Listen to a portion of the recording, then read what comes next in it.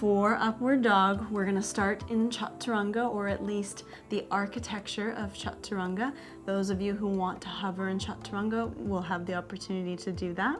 Those of you who like the variation that we did on our bellies in yesterday's video, you can do that as well.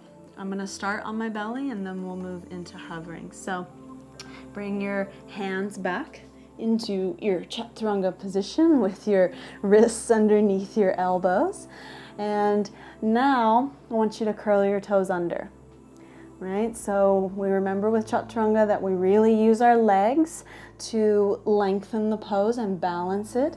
So engage your legs here, spin them towards each other, make them really strong, and then squeeze your elbows together, draw your shoulders down your back, draw your chest forward, and lift your shoulders up. So remember with chaturanga that our shoulders are no lower than our elbows, right? So now we have that beautiful little arc of chaturanga that's preparing us for upward dog, and from here you're going to roll forward and up over your toes to come onto the tops of your feet. Press your arms to extend and straighten them, and roll your shoulders back down your back.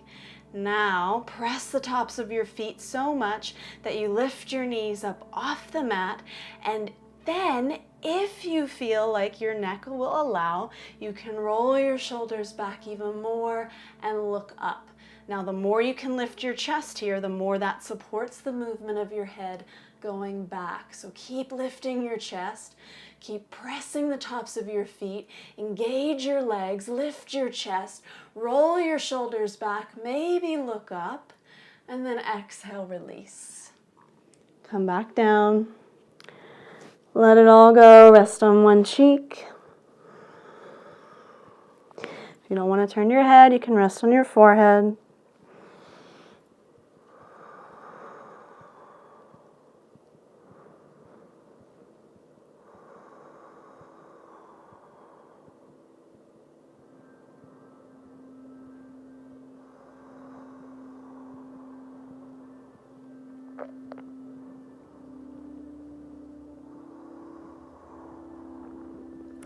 Now rest on the other cheek.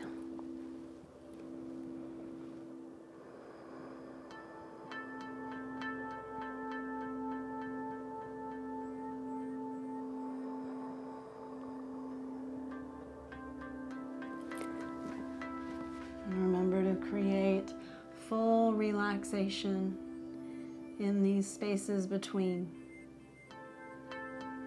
Relax your legs and your hips.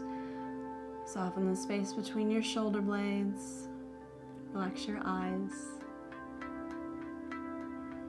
Soften your jaw and your mouth.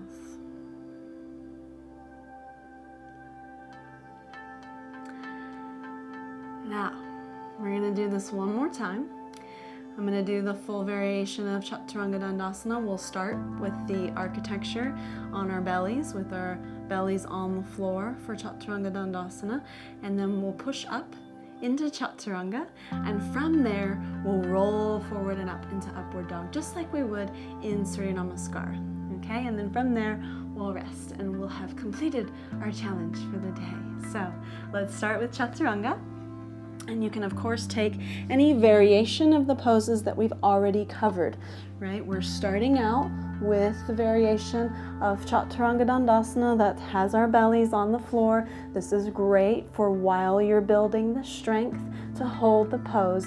This helps you keep the architecture while you build the strength. If you have a hard time pressing all the way up into Upward Dog, you'll go from here into one of the variations of Cobra that we took earlier. Okay, so now once you're set in Chaturanga with your wrists under your elbows, your legs are activated, roll your shoulders back, draw your chest forward. Remember to create length here. And then if you want to push up into the full pose for Chaturanga, take a nice deep breath here and push up just 2 inches. Come to hover. Activate your legs, reach back through your heels, draw your chest forward, and now let's roll forward and up over those toes Come on into upward facing dog. Press the tops of your feet. Activate your legs even more. Press the inner edges of your hands here as you roll your shoulders back. Lift your chest, and only if your neck allows, look up. Keep working your legs, keep creating length by working your legs and lifting your chest. Take one more inhalation here, and then exhale, release.